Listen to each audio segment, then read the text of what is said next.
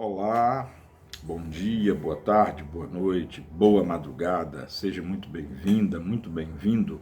Meu nome é Marcos Venício e quero te convidar para a nossa primeira aula de 2026, aula de número 40 da obra O Livro dos Médiuns, obra basilar para a compreensão, dos fenômenos mediúnicos, para a compreensão dos fenômenos espirituais, fenômenos físicos, fenômenos morais, fenômenos intelectuais. E aí vamos então já dando início, à nossa aula de número 40. Estamos na segunda parte do Livro dos Médiuns, capítulo 14, item 74, e vamos agora para o subitem 22, onde Kardec faz a seguinte pergunta, o seguinte questionamento: como o espírito faz para bater? Serve-se de um objeto material?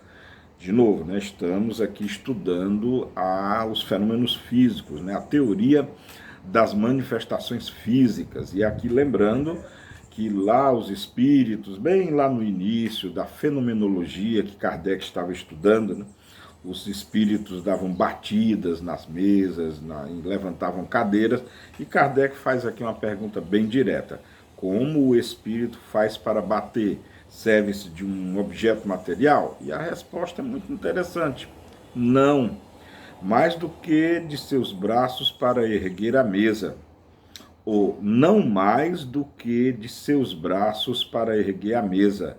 Sabeis bem que não tem martelo à sua disposição. Seu martelo é o fluido ou energia combinado, posto em ação por sua vontade para mover ou bater. Quando move, a luz vos dá a visão dos movimentos. Quando bate, o ar vos faz o som, ou vos traz o som. Então, de novo, claro que não é. Aqui está perguntando se a batida é de um objeto, algum objeto sólido. E não, Não. A batida, o espírito responde aqui, que é através da energia. É através da energia que ele, através da sua vontade, faz mover e evidenciar, enfim, formar esses eventos, esses fenômenos. Até porque, é óbvio, o espírito não tem mão, o espírito não tem braço para poder pegar um martelo, uma pedra ou algo sólido para poder bater. Bom, subitem 23. Concebemos isso quando bate num corpo duro, mas como pode fazer ouvir ruídos ou sons articulados no vago do ar?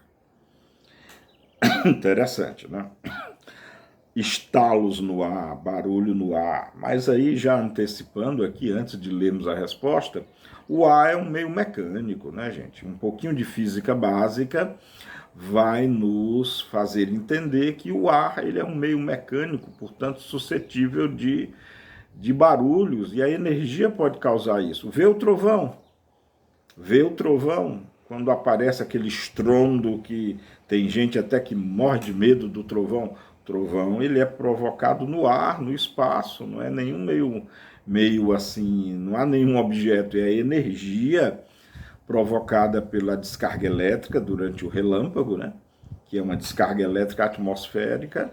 Ali o relâmpago ele causa, uma temperatura a mais de 3.000 graus naquela região, e o barulho que nós sentimos é a combinação dessa fusão não é o termo não, dessa altíssima temperatura que ocorre após a passagem do relâmpago, e também um pouco do vácuo que é criado, na passagem do raio elétrico.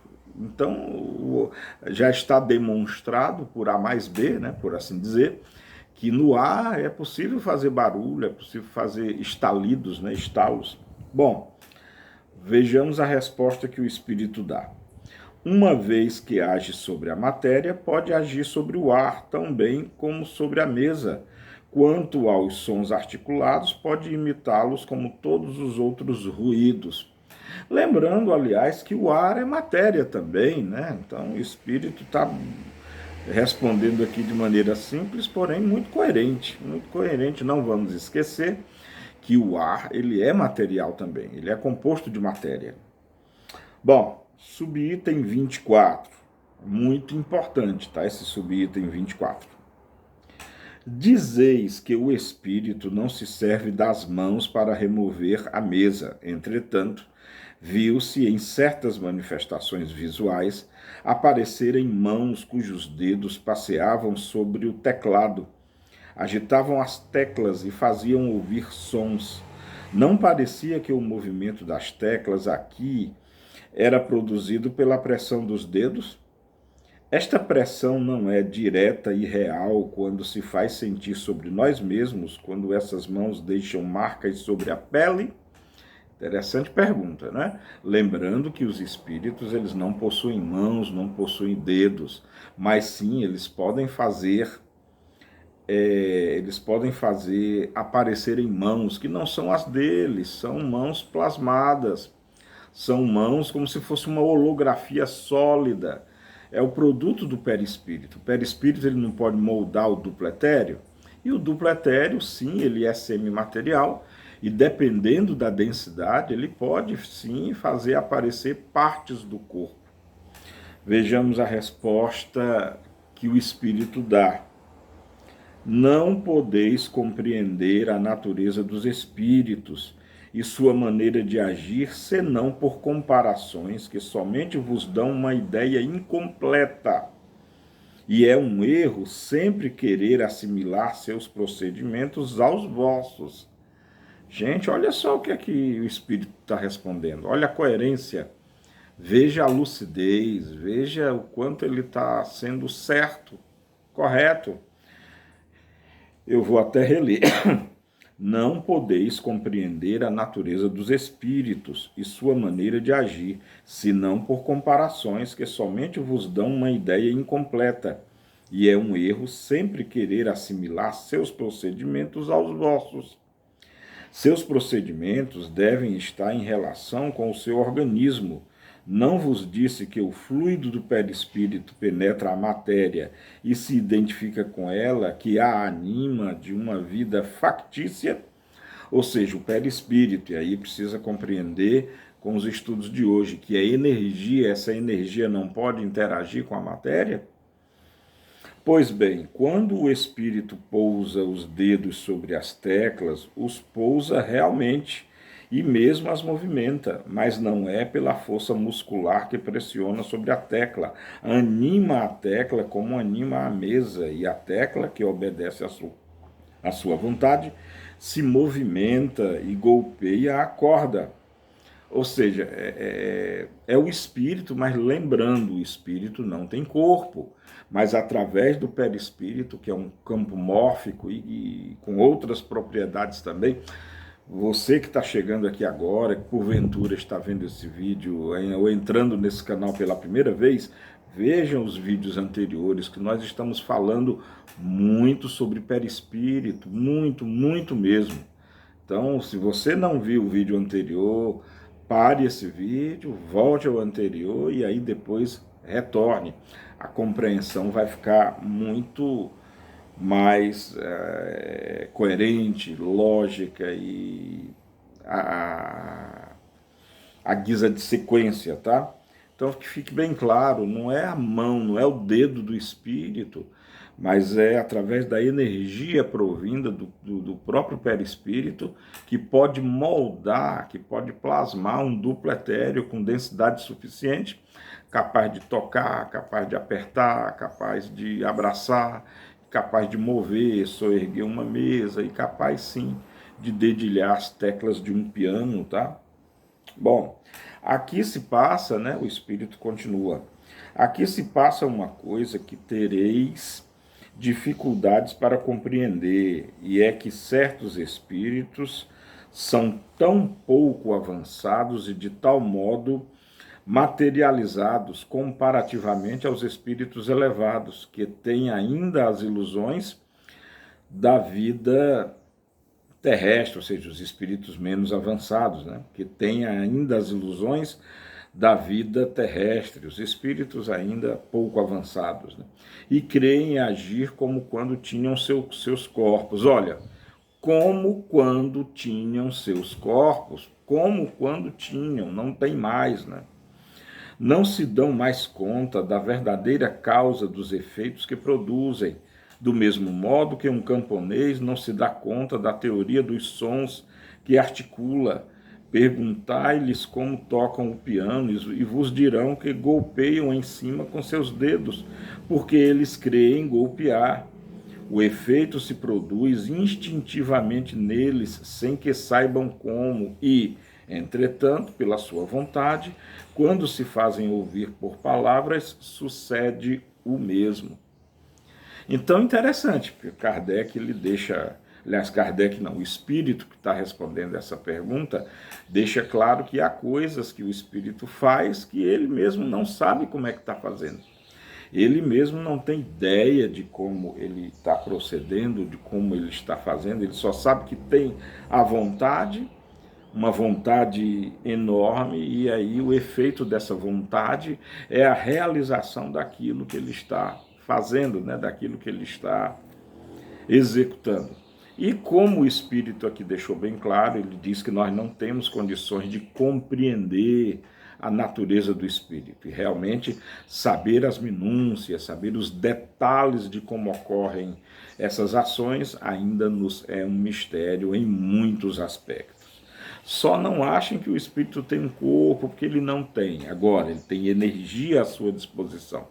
Como na verdade nós também temos, porque aí, se nós pararmos para a intimidade da física, nós vamos compreender que tudo é energia, a própria matéria, ela é energia também.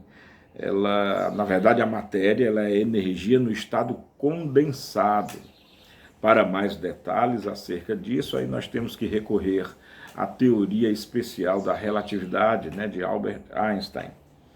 Bom, há uma nota muito interessante, do Allan Kardec.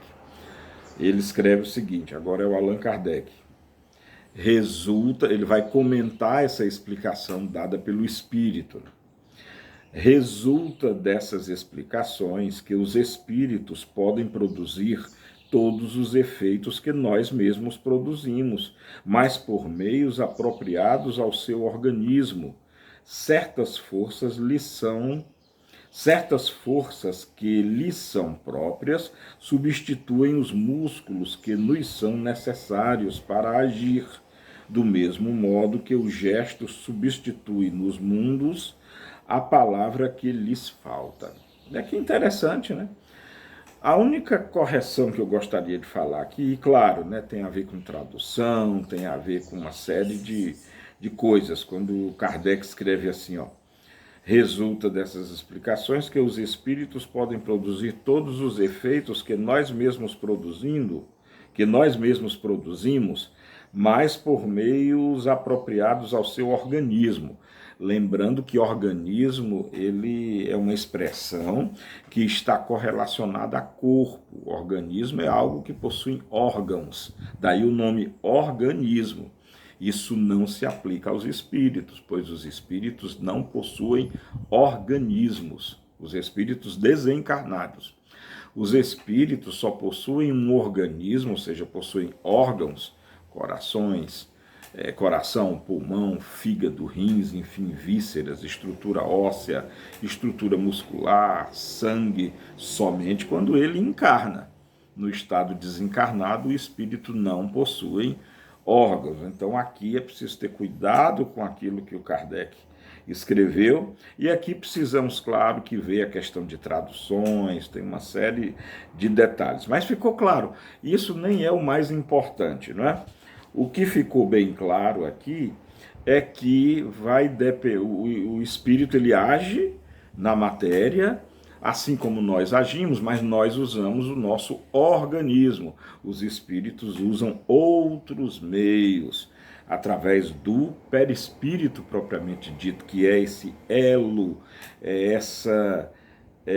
essa interface entre o espírito desencarnado e a matéria propriamente dita. Aí se valendo de leis, as quais, claro, estamos estudando ainda, há muito o que pesquisar, mas o que se descobriu até agora é que o perispírito ele é o gerador desse campo energético que interage com a matéria, daí reproduzindo e produzindo todos esses fenômenos, tá bom?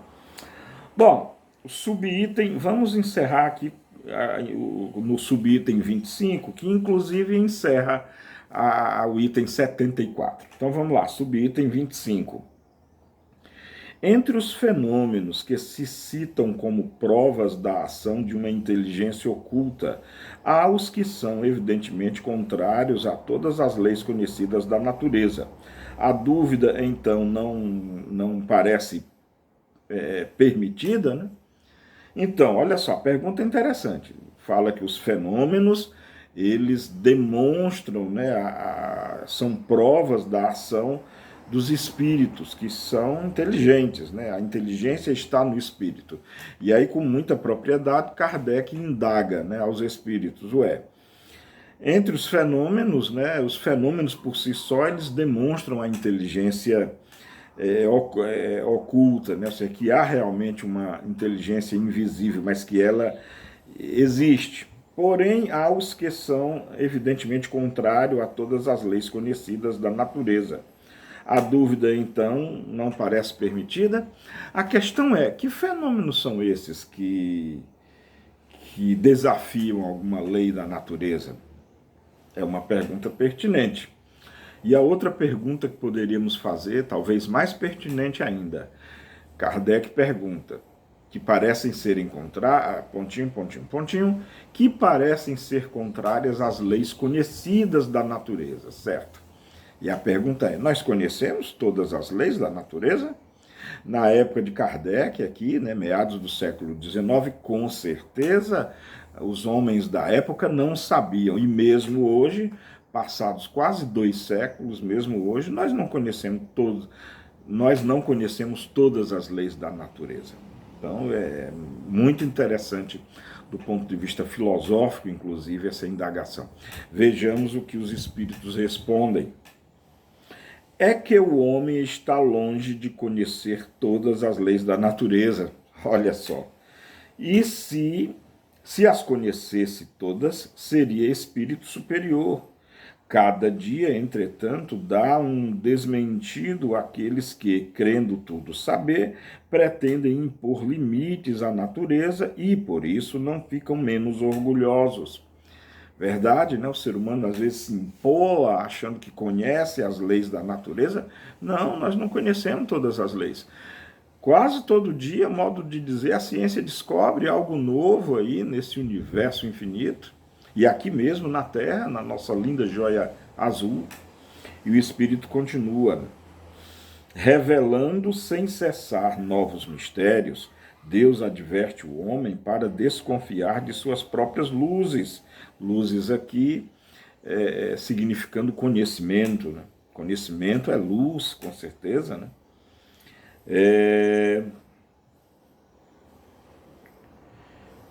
Cadê aqui, ó? Próprias luzes, porque assim, o homem para desconfiar de suas próprias luzes, porque um dia virá em que a ciência do mais sábio será confundida.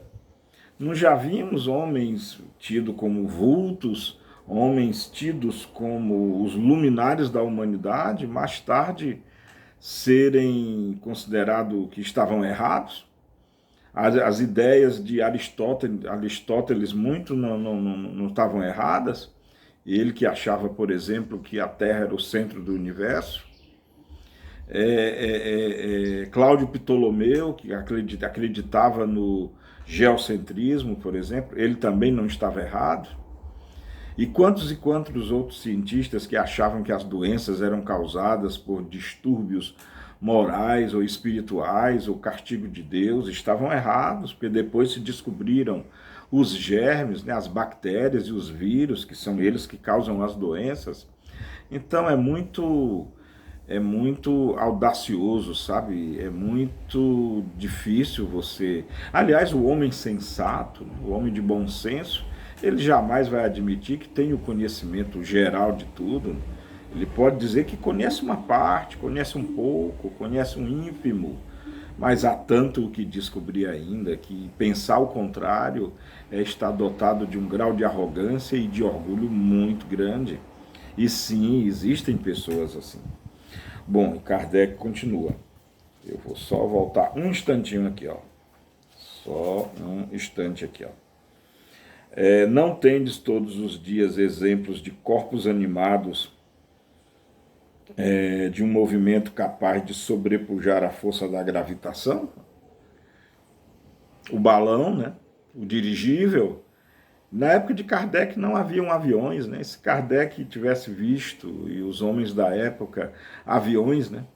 Objetos de toneladas e toneladas de peso e que singram o espaço numa velocidade vertiginosa que parece contrariar a lei da gravidade, mas não contraria, é só aplicação da física e da engenharia, ciência. Então, bom, a bala de canhão lançada ao ar não supera momentaneamente essa força?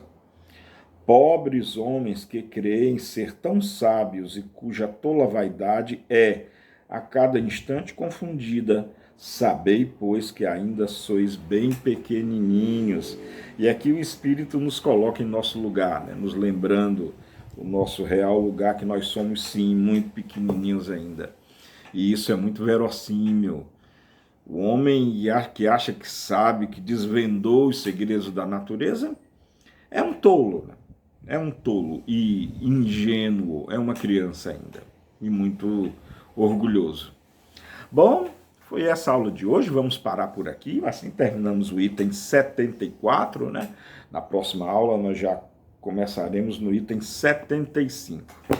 É isso, muita paz e bem, bom ano novo que está iniciando. Beijo no coração de todas e todos, amemo-nos como Jesus nos amou e cuidem uns dos outros. Tchau, até a nossa próxima aula.